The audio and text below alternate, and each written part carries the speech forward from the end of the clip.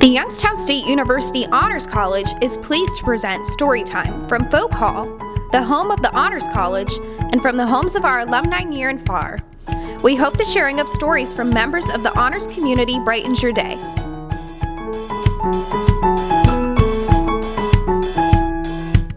Hello, my name is Alessandra Montanez. I am a freshman here at the Honors College, and I am going for forensic science. Today I will be reading Thumbelina. Once upon a time, a childless woman wanted a little girl very much, so much that she set aside her fears and begged the help of a witch. "A little girl you shall have, dearie," the witch cackled. She gave the woman a seed to plant, and lo and behold, a single flower soon shot up. When the sky blue flower opened, out popped the loveliest and littlest blonde-haired girl, no bigger than a woman's thumb.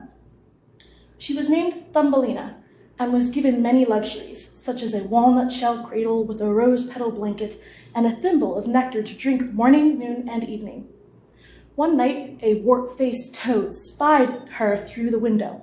"What a delightful bride she'll make for my son," croaked the mother toad. The old toad seized the cradle with the sleeping girl in it and hopped off to a nearby stream. "Ribbit, chug-a-rum-rumph," croaked her son. "Quiet," the mother shushed as she set the cradle on the lily pad, "or you'll wake her." At daybreak, Thumbelina stretched, yawned, and saw that something was dreadfully wrong. The mother toad introduced her son to Thumbelina. "I just know you two will be happy together," the elder toad croaked. The two toads hopped away to build a new home for the couple, and Thumbelina wept. A school of pike heard her sobs and decided to help. They bit through the stalk of her lily pad, and Thumbelina drifted away on the water. As Thumbelina floated downstream, a black-winged beetle flying overhead noticed her. "What a remarkable creature," he thought. "I'll bring her home with me." He swooped down and snatched her off to a dim forest. His fellow beetles gathered around and looked at Thumbelina carefully. "Ugh, look at all that long, shiny hair," said one. "And she has only 2 legs," said another. The beetles decided that they had no use for such an unattractive thing, and they sent her away, even though the beetle who brought her hoped she could stay. Thumbelina was left to wander alone in the forest as the cold winter winds began to blow. As she wandered, shivering and hungry, Thumbelina stumbled over a small hole in the ground. "Who's there?" demanded a squeaky voice, but Thumbelina's lips were too frozen to move. "Dear, dear," said a field mouse as she poked her nose out of the hole. "Come inside before you catch your death." The mouse could be quite friendly when she wanted something and offered Thumbelina a home for the winter. "But you must keep the house and tell stories at tea time," insisted the mouse, "and do the same for my neighbor. He's a wealthy mole who, by the way, is looking for a wife." At that instant, a furry head with spectacles poked his pink nose through the entrance. "Why, speak of the devil!" shrieked the mouse. "Mole, allow me to present Thumbelina." "Charmed, I'm sure," mumbled the nearsighted mole as he bowed low. "Mouse, you simply must see how the new tunnel is coming along." The mole took the mouse and Thumbelina down a dark passageway that he had been digging between their burrows. On the way, the 3 passed the frozen body of a swallow. "Never mind him, Thumbelina," said the mouse. "Be glad you have arms instead of wings," muttered the mole, "and more sense than to let yourself freeze to death." That night, Thumbelina went back to where the bird lay. Listening at his breast, she heard the faintest heartbeat, so she covered him with a grass blanket and put her arms around him. After a while, the bird opened his eyes. "Where am I?" chirped the swallow, coming to his senses. "You saved me. However can I thank you?" Thumbelina promised to nurse the swallow until he was strong enough to fly. Meanwhile, the mouse, who wanted a maid, and the mole, who wanted a wife and a maid, agreed that Thumbelina was just what they were looking for. They decided that when summer came, Thumbelina and the mole would be married. The day came for the swallow to depart. He asked Thumbelina to go with him, but she thought it would be unkind to leave after the mouse had been so nice to her. The swallow sadly twittered goodbye and flew away. Down below, the mouse called for yet another tea-time story, and when Thumbelina returned, the mouse told her the mole had asked for her hand in marriage. Thumbelina refused to marry the mole, but the mouse insisted that she must. Soon the wedding day arrived, and so did the mole, wearing a frock coat and carrying 2 plain gold bands. Poor Thumbelina ran above ground. "Oh, why didn't I fly away when I had the chance?" she cried. Suddenly, a winged shadow passed overhead. "Better late than never," called the swallow. "Will you come with me now?" Thumbelina joyfully climbed on his back, and the two flew south to a magical land of clear waters, powdery beaches, and flowers that blossomed all through the year. The swallow lowered Thumbelina onto a daisy and flew away. The girl looked left and right and noticed a handsome young man perched on a nearby flower. He had transparent wings and a gold crown, and best of all, he was just about Thumbelina's size. Their eyes met, and they fell in love instantly. "I am king of the daisies," said the young man, gesturing toward little winged lords and ladies who peeked from behind flower petals.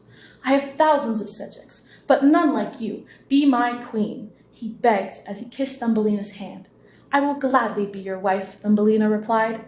The king's subjects flew to Thumbelina and presented her with a pair of gossamer wings that fit her perfectly.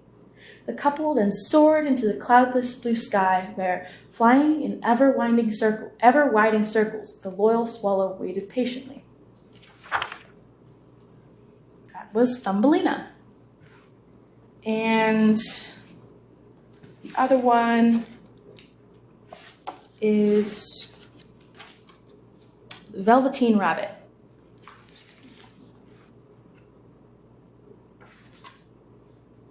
It's a big book.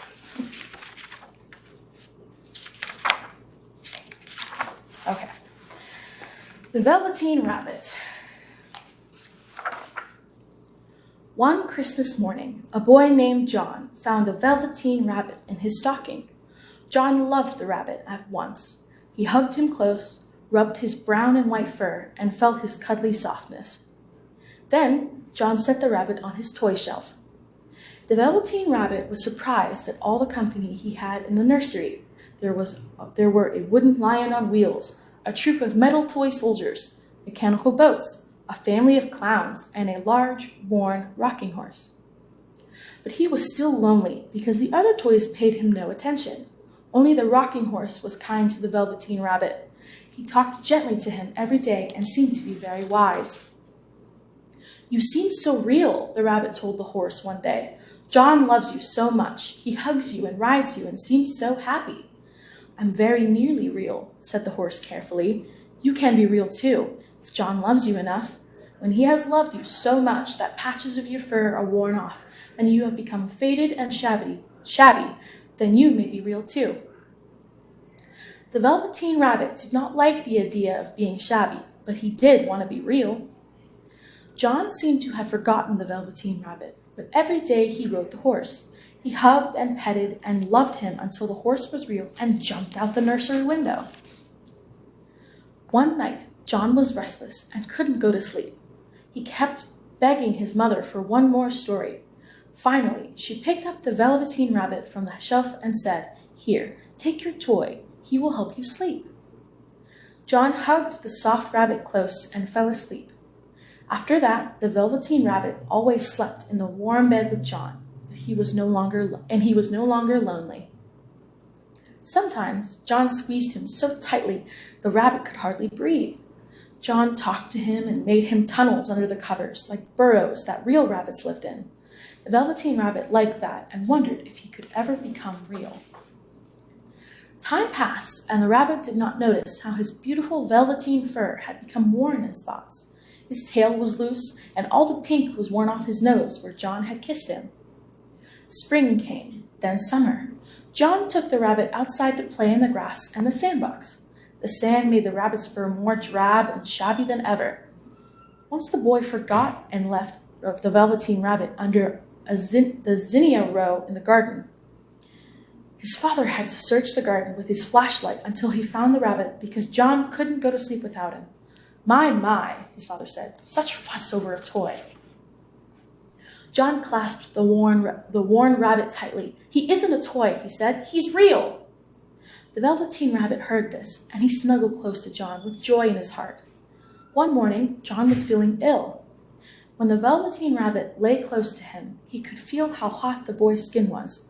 John talked in his sleep, and strange people came and went to the nursery. The Velveteen Rabbit crept into the burrows of the bedding and stayed hidden, but close to John. He knew John needed him now.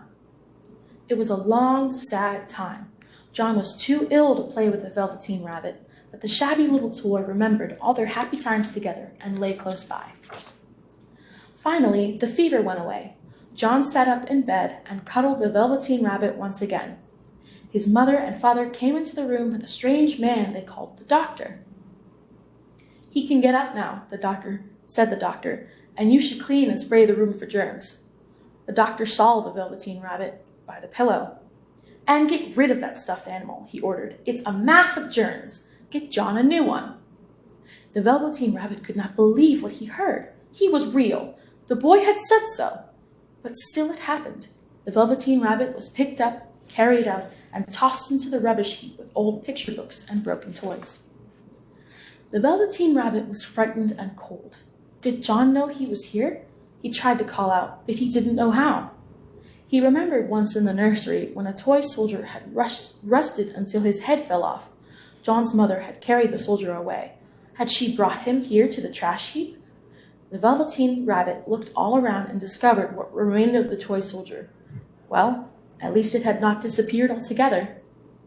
He lay still and shivered a little.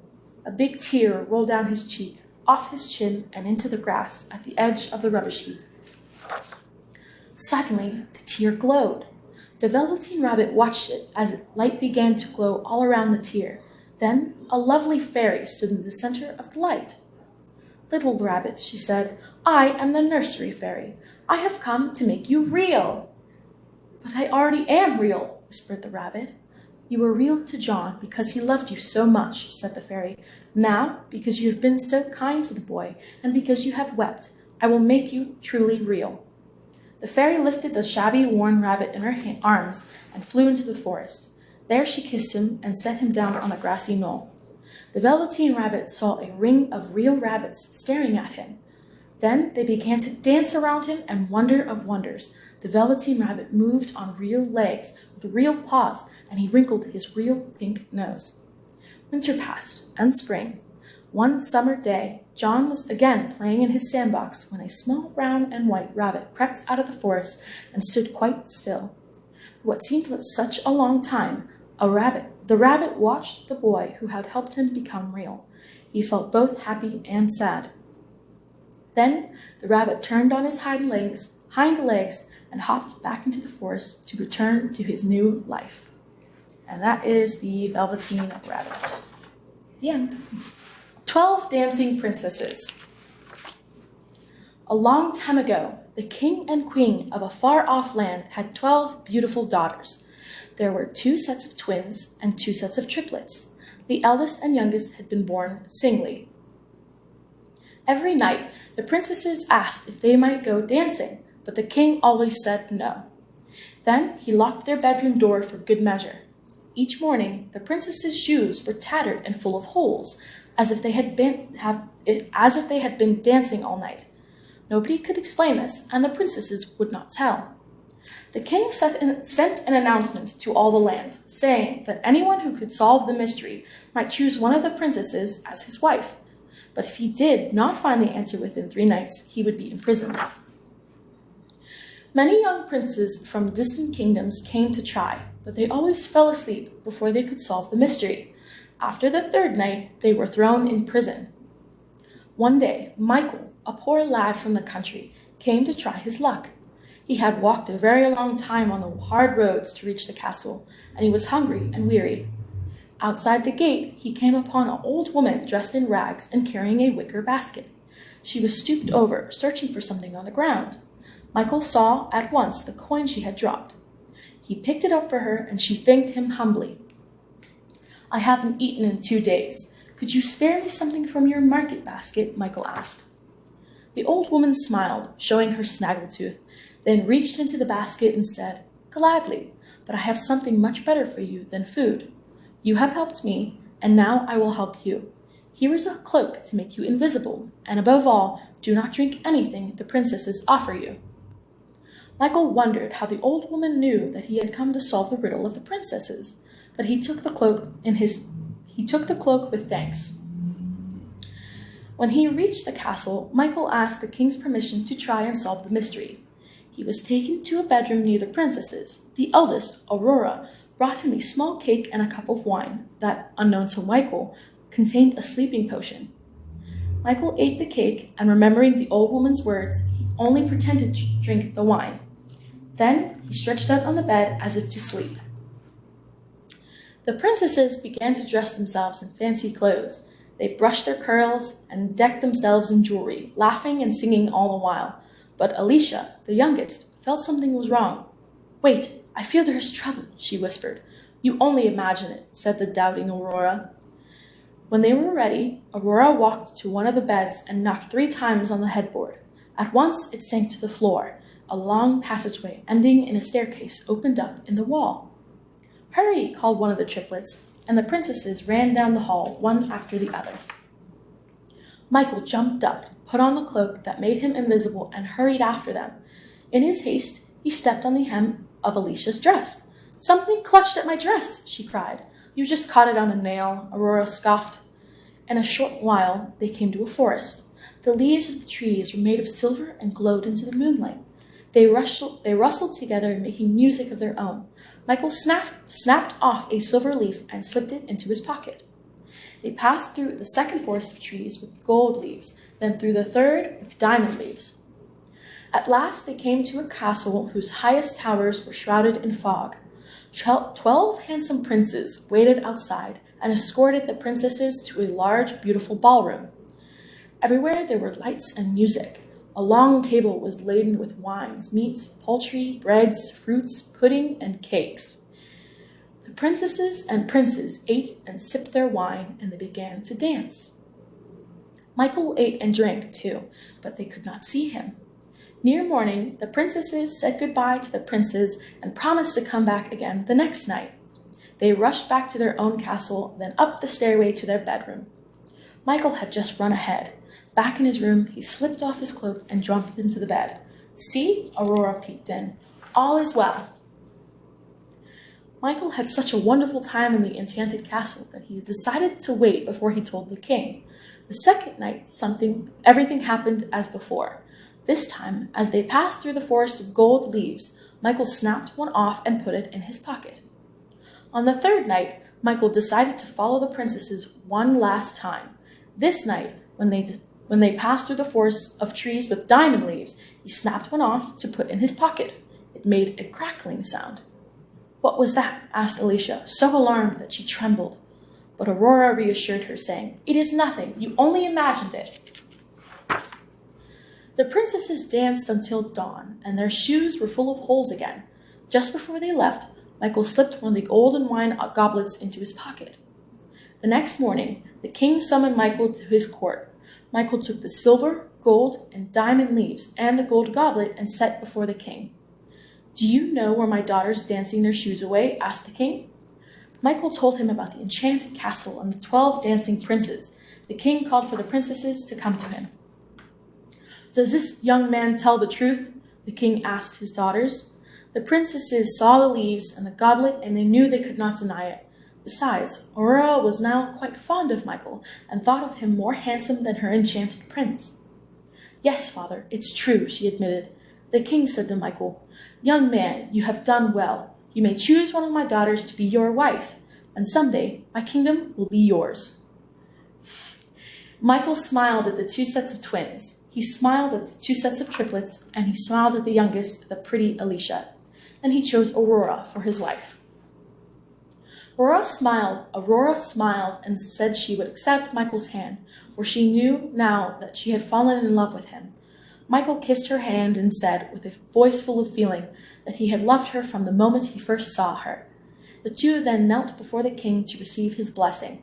Soon after, the royal wedding took place in the palace gardens, and Aurora and Michael pledged their unending love for each other beside the garden's ornamental fountain. The ceremony was even grander and more magnificent than the dancing and feasting had been at the enchanted castle. In time for the wedding festivities, the king had released from his dungeon the young princes who had failed to solve the mystery. Some returned to faraway kingdoms, but others, it is said, stayed and found wives among the 11 dancing princesses. The end. I have Oliver Twist, and this is an abridged, just a shortened version of the original by Charles Dickens. Thank you for watching Storytime, a new program designed to help with literacy and learning, brought to you by the Honors College at the Youngstown State University. The YSU Honors College provides highly motivated students with opportunities to deepen their learning and develop to their full intellectual and cultural potential. Students also contribute to the community by service projects such as Storytime. The college is committed to creating an environment welcoming to and supportive of students from diverse backgrounds. Storytime airs Mondays at 6 p.m. See you next time.